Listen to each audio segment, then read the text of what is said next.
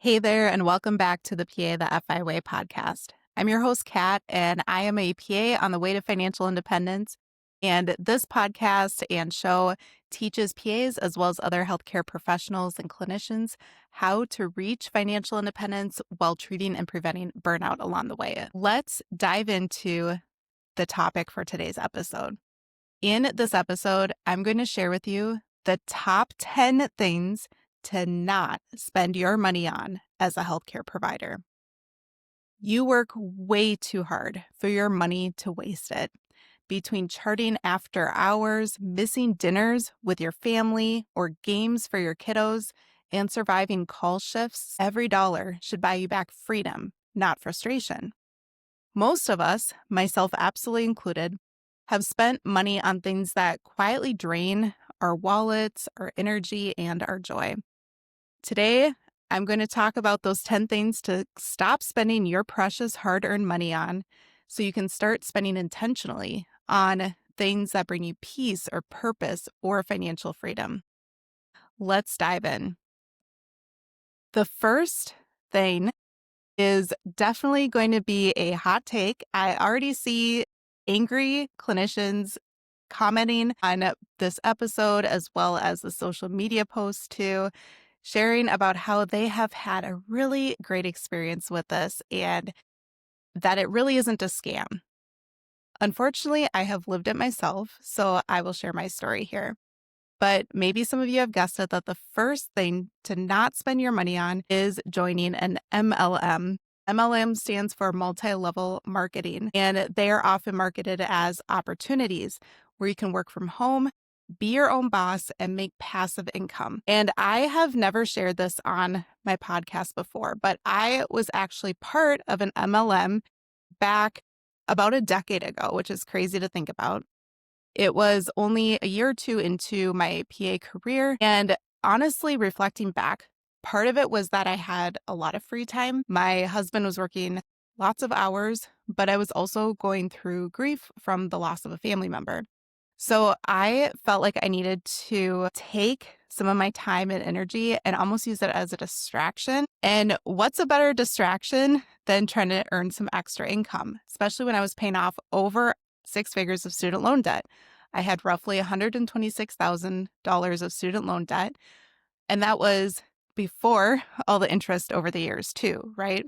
So I thought, what are some companies that I would like to join? And I found this company that was a jewelry company because I, especially back then, really enjoyed jewelry and thought that it was like fun accessories and things like that. And it was a company that was founded in my home state of Minnesota. So I thought it'd be really cool to join. And I ended up joining this MLM. And again, I have lived experience with this.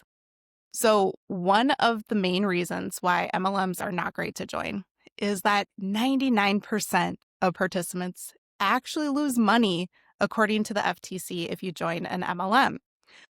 What kind of business experience is that where you are taking a risk that you are going to be in the 1% of a MLM member that actually earns you money? And then of that 1%, is it actually good, sustainable money? Probably not. Reflecting back, I actually did make some money with this business. So I guess you could say I was the top 1%. However, it was such limited amount of money that it was not worth it, not worth my time, not worth the headaches, not worth driving around, setting up parties, all of that, right? It's just absolutely not worth your time as a healthcare professional. Because if you think about what your hourly rate is as a clinician, even when you're not working overtime or nights and have shift differential, think about the actual money, your hourly wage. In order to make that with all the time that goes into an MLM, super unlikely you're going to make decent money, right? Consumer Awareness Institute actually says that the median annual income is $0 for MLM members as well. Within the structures of MLMs, you will often find that most of the revenue actually comes from recruiting others, which is often why some people refer to as pyramid schemes because you're recruiting more people under you, and that's how the pyramid grows. Not saying that all MLMs are set up that way. A lot of them are, truthfully, though. So with that, it really doesn't even have to do with how great you are of a salesperson or forming connections or forming community, but it's really about recruiting others to be part of your team, and part of your downline is the other term for that as well. And healthcare workers get pitched working for an MLM constantly. I am still pitched MLMs through social media DMs is the classic way. And part of that is that you're seen as a trusted voice.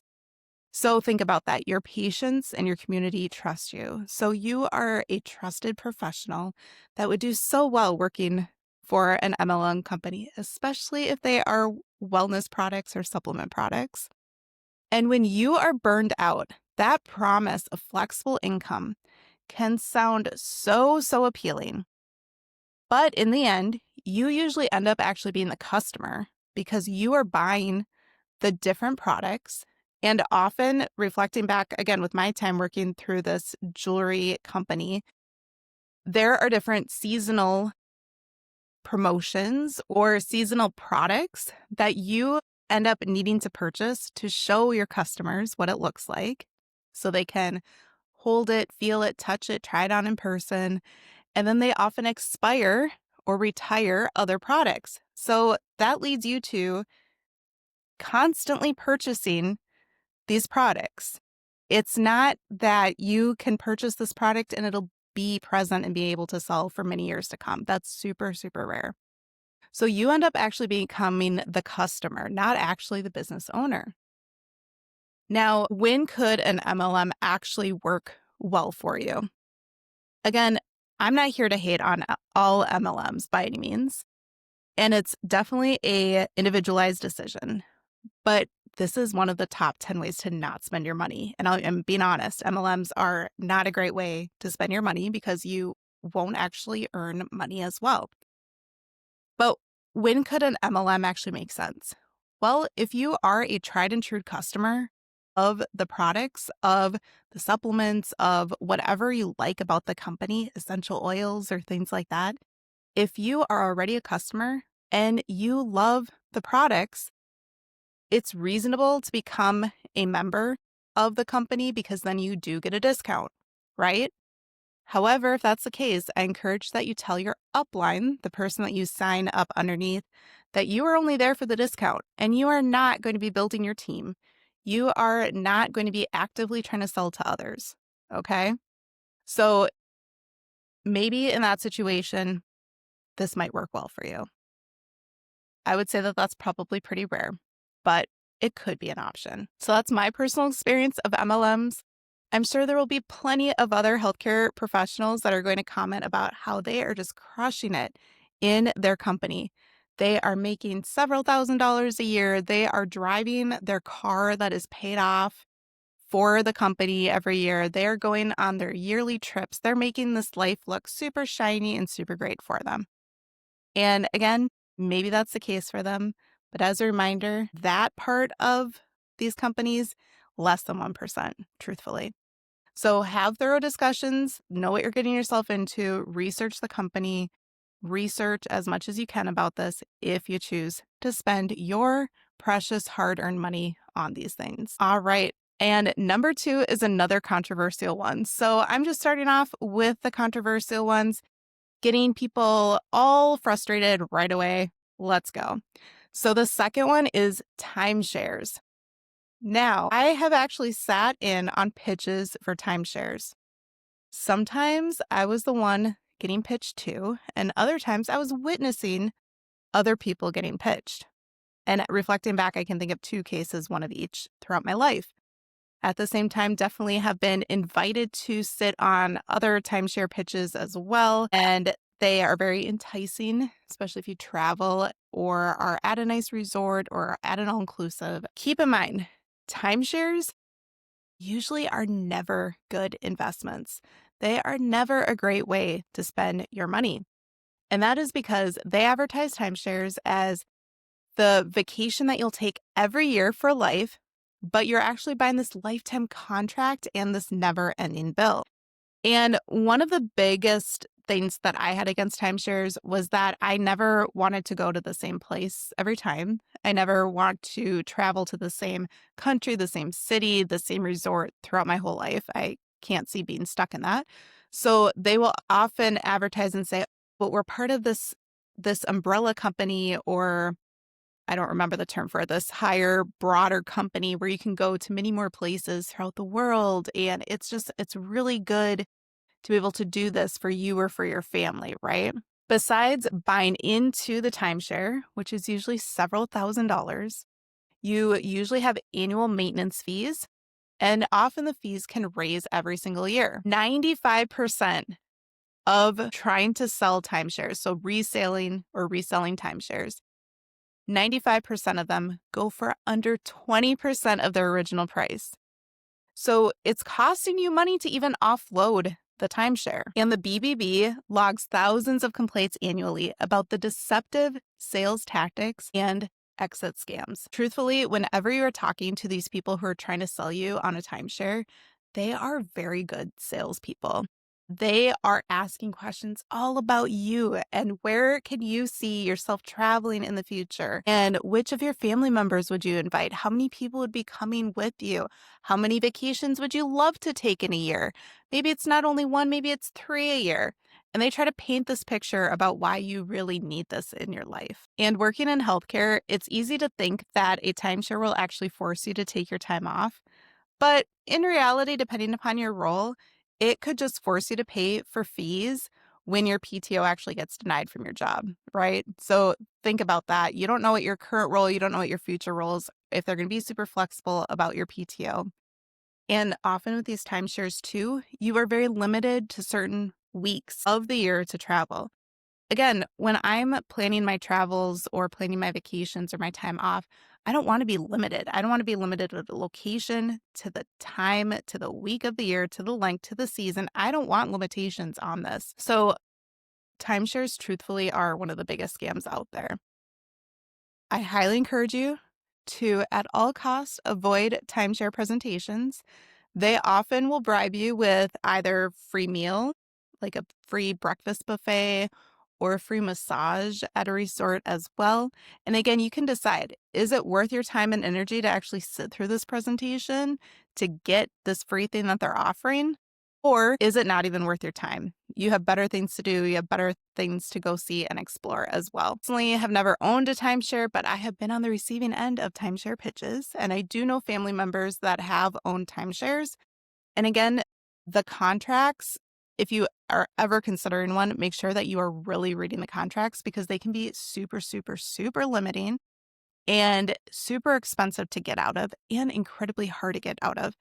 And there are companies that try to resell timeshares for you. If you decide you actually don't want this anymore, trying to get out of that contract is super, super difficult. So I would encourage you not to spend your money on a timeshare, period, and avoid them at all costs. Instead, travel using travel hacking rewards credit cards. If you are interested in some of my favorites, absolutely happy to send you those links. Feel free to message me. And the other way you can travel for a reasonable way too could be things like combining a CME trip with another vacation where you're going to the same destination, have your CME conference, and then enjoying the destination. I've done that with a trip to Sedona in the past with my husband, and that was super, super fun, as well as Nashville area and visiting my husband's aunts who lived close to Nashville in the past as well. So there are ways to travel a little bit more freely and be able to be a little bit wiser about your finances. And the number 3 top way to not spend your money as a healthcare worker is to spend it on whole life insurance, otherwise known as infinite banking schemes. Sometimes they're advertised as infinite banking or become your own bank. And I've preached on this several episodes over the course of my podcast, so you've very likely heard my story already about how I fell into the whole life insurance trap as a brand new grad PA, and it was not wise. My husband and I at the time really only needed term life insurance, and we did not need expensive whole life insurance that was an investment for our future, quote unquote. So as a reminder, whole life insurance rarely ever makes sense for anyone.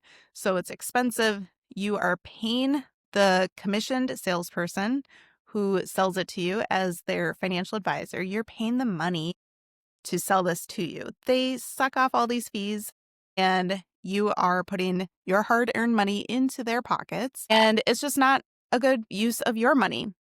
Commissions can actually take up 80 to 90% of your first year premiums. And the returns before the fees are usually 2 to 4%. In many years, that's actually worse than inflation. So again, you're usually losing money on this versus actually investing and gaining the returns that you could get elsewhere in things like the stock market or real estate as well. And whole life insurance is one of the biggest scams that you are highly targeted as a PA or other healthcare professional because you have a nice paycheck, so you can afford it. And they guilt trip you into purchasing this so that you're caring for your family when you pass away. And again, it's not like you don't need life insurance. A lot of people do. And if that's the case, get very affordable term life insurance as well. And then invest the rest of the money elsewhere in your Roth IRA, HSA, 401k, etc. The next way to not spend your money as a healthcare provider, number 4, is health and wellness scams. So again, working in the healthcare industry, you are very likely targeted to being someone that could promote this health or wellness scam. Maybe this is an MLM, or maybe this is a different thing that they're wanting you to sell or implement at your practice. And that could be things like overpriced supplements, expensive devices that don't actually work very well, detoxes or fad diets, weight loss teas, different types of things that just don't have the evidence to actually work for your patient. And the trap is that they will advertise these things that they will fix your energy, your hormones, your gut health. You'll feel so rejuvenated. You will feel less inflamed. You will have better cognition. There are so many different types of wording that they use for this. And as a psychiatric PA, I am definitely more so on the holistic integrative side as a PA than a lot of other PAs that I know, because a lot of them will fall into the trap of 10 to 15-minute appointments. Here's your pill, goodbye and leave, right? I do not like that type of practicing medicine. I practice medicine where I give my patients the time that they need. And that varies patient to patient. Some patients have less time than others. Some have more time than others. I love that flexibility in my independent contractor role. It is so wonderful. But what that means is that I get to talk about lifestyle changes. I get to talk about nutritional psychiatry. I get to talk about lifestyle pillars and different supplements even, or nutrients that they might be missing to help them with their mental health and help them with their physical health. So I am absolutely not completely against supplements by any means. I will often talk about vitamins or supplements as a mental health support in addition to prescription mental health medications if appropriate.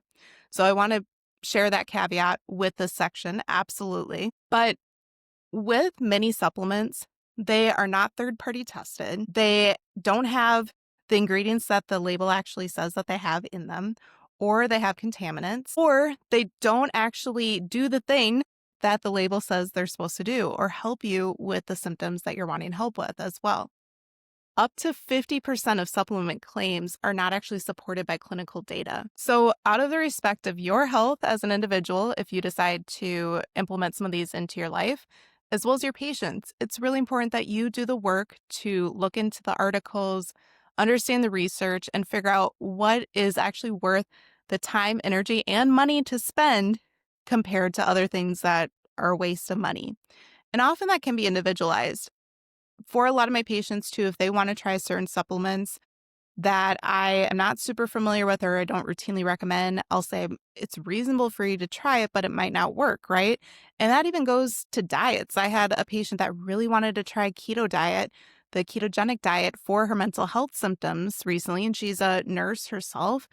And she thought that it would be really helpful for her depression. And what I shared with her is that ketogenic diet could help some when there's the underlying metabolic reasons for mood or depression issues, but I don't love how restrictive the keto diet is for a lot of people. And she was finding that it just was not helping with her symptoms and her cholesterol skyrocketed. So she decided it wasn't a good diet for her, right? So that's why all of this nutrient, supplement, vitamin advice can be individualized and needs to be individualized. And your patient or you as an individual who try these things, you need to assess and ask yourself, is this actually helping? And is this worth spending my hard earned money on as well? So instead of looking into these supplements, longevity things, medical devices, different treatments for aesthetics or longevity, again, do the research to look through the research and figure out, is it something that's worth it or not? Stick to the foundations.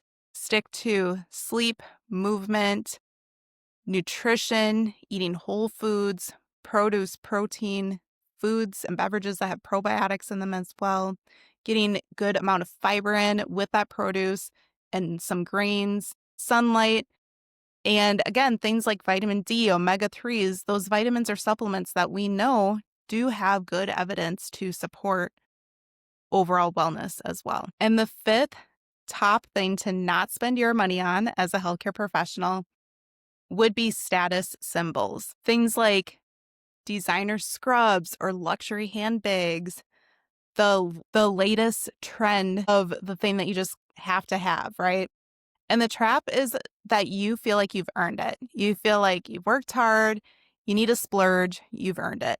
Well, unfortunately, a lot of this spending is actually emotional spending. And you're trying to buy that dopamine, that feel good neurotransmitter. And for a lot of people, you will feel and get that dopamine hit, but it's usually very short lasting. For some, it's only a few minutes or a few hours. Others, it's a few weeks, maybe a few months.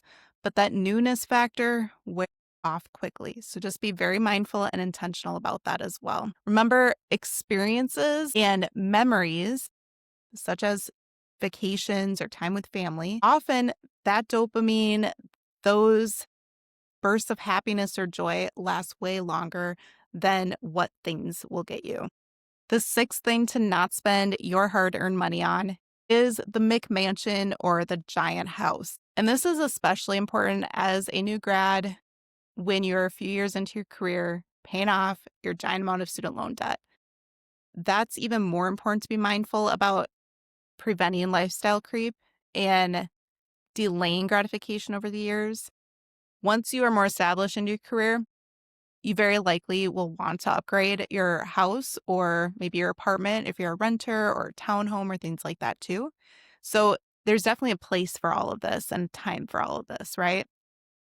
But as the years progress, Americans want more and more house. They want all this space and they think that they'll grow into it, that they need all this space for their kids. They need not only their kids to have separate bedrooms, but a separate play area for their kids too, and that's separate from the main living room. There are all of these needs or desires for people out there as well. So just think about being intentional with that because the bigger the house, the bigger the bills, the bigger the taxes, the maintenance, the bigger the stress, the bigger amount of things you have to clean. Takes so much time and energy to clean your house as well. Unless you're at a place where you can use some of your hard-earned money to buy back some of your time by paying a household cleaner, that's very reasonable. But again, you're paying them more if it's a bigger house. So just be mindful about all of that overall. Remember, when you have a smaller mortgage or smaller rent, you have more of your funds to put towards your other goals in life too. The seventh top 10 thing to not spend your money on would be a luxury car. And again, especially early in your career. Now, once you are established in your career, once you have your savings built up for this car, maybe you've been thinking about this car for several years and you know the certain type of car that you want, it's reasonable to spend your money on a flashier, more luxurious car if that's what you choose to spend your money on. Again, who knows how long that dopamine hit will last for? It depends on you as an individual.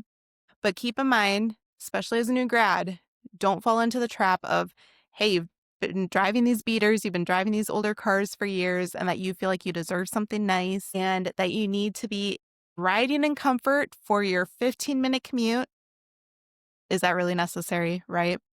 So again, this is one of them that I have fallen into the trap myself. I've talked about having a lease relatively early into my career. I believe it was about 3 years into my career as a PA, had a lease on this brand new car, had all these features that were barely used, and it was definitely not necessary. And the monthly payment was a lot. It was almost $700 per month while I was paying off my student loan debt. So it was not a wise decision on behalf of both myself and my husband, because he was very much a part of that decision as well. So just be mindful about where you're at financially, where you're at with your life. Do you need this car for what you think you'll use it for? Is your commute that long that you feel like you need to ride in style or feel this luxury on your way into the clinic? Make sure that it's reliable, but probably don't need a luxurious vehicle. And the eighth thing to not spend your money on would be convenience overload.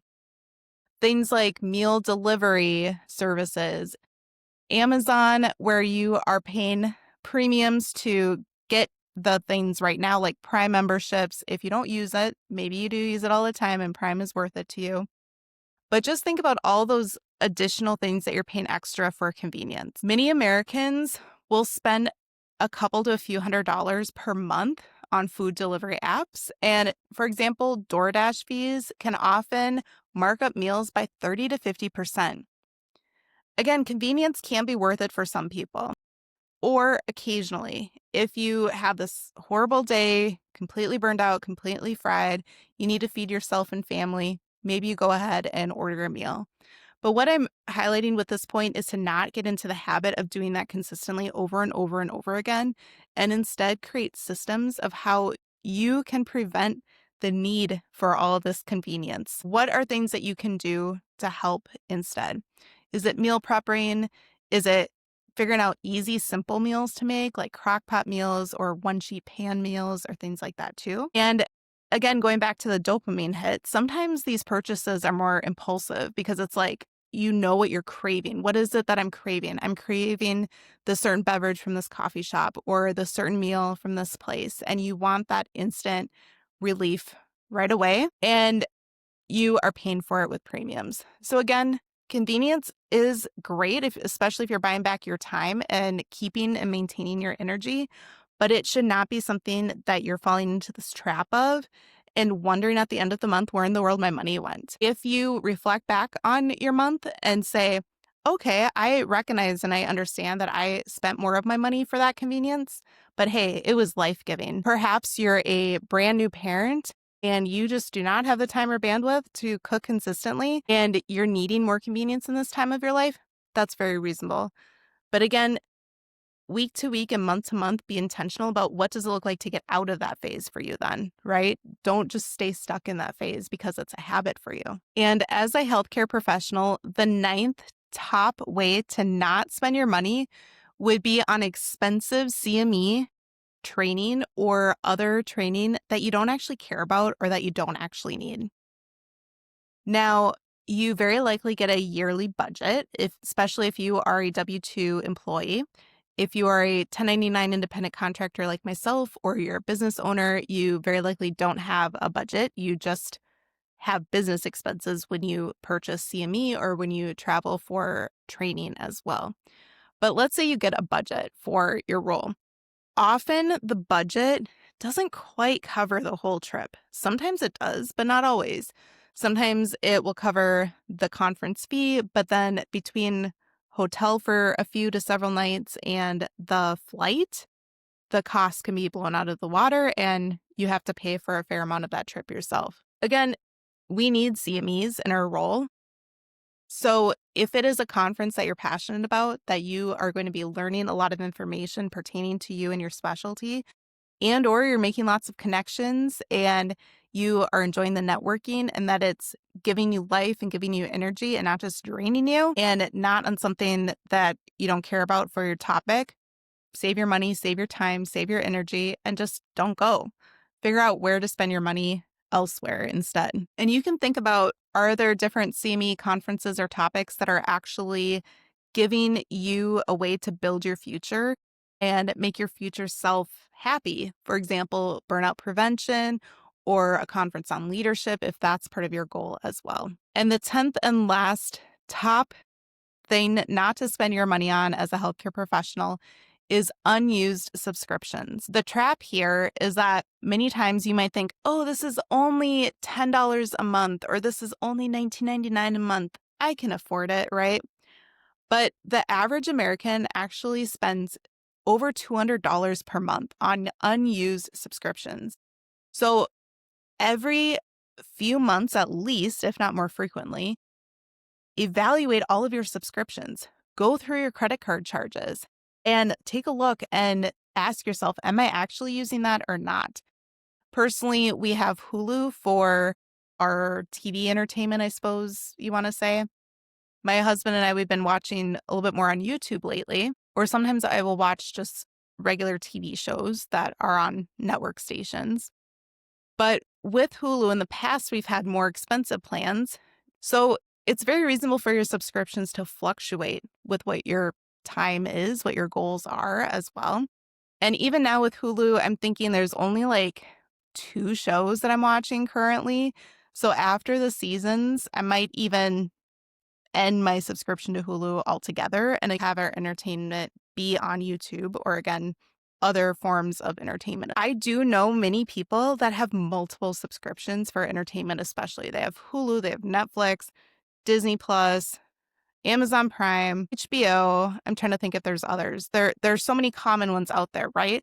And most people don't only have 1 or 2, they have several of them. And it's like they feel like they need this one for this show and this one for this show and this one for this show. And I'll admit, sometimes I have a little bit of FOMO with some of the shows. For example, I do want to watch The Pitt sometime because it looks like a really great show working in healthcare.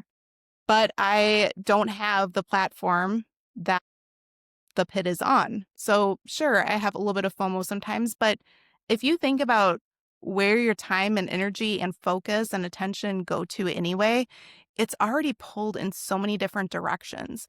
So do you really need all of those subscriptions for one purpose, for entertainment? And again, think about all your other subscriptions, right? Even assess, are you utilizing the gym that you want to utilize? Is it a really expensive gym and you're actually not going that often, and that a gym that's more affordable would be very reasonable for you to have a monthly membership fee for? That's technically a subscription, right? So think about all of those areas of your life and analyze it. Be intentional. Be mindful about where your money is going. Spend on the things and experiences that you want to spend your money on, not just mindlessly, not forgetting about these subscriptions, or not spending on things that you're not actually using. So there you have it, 10 of the biggest money traps that quietly drain your freedom and your energy by draining your bank account. And remember, it's never about spending money. It is absolutely very reasonable to spend your money, but it's always about making sure that every dollar is buying something that matters to you. Is it buying you time back? Is it buying you future freedom? Is it buying you your health or your peace or your wellness? But that it's not adding more clutter or stress or actual hours that you have to work later. Your challenge for this week is to take one small step to make a change this week. Cancel a subscription, skip a delivery order that you would normally do every single week, or say no to an opportunity that doesn't align with your values and doesn't actually bring you one step closer to your future goals. If you found this helpful, I encourage you to subscribe to the PA the FI Way podcast and or the PA the FI Way YouTube channel if you're watching this on YouTube so you don't miss next week's episode. I also encourage you to share this with a friend, family member, or colleague that would find this information helpful for their life as well. And remember that you can't buy your way out of burnout, but you can spend your way to buying back your future freedom. That's all I have for you for this week. Thanks so much for taking a listen, and I'll see you back here soon.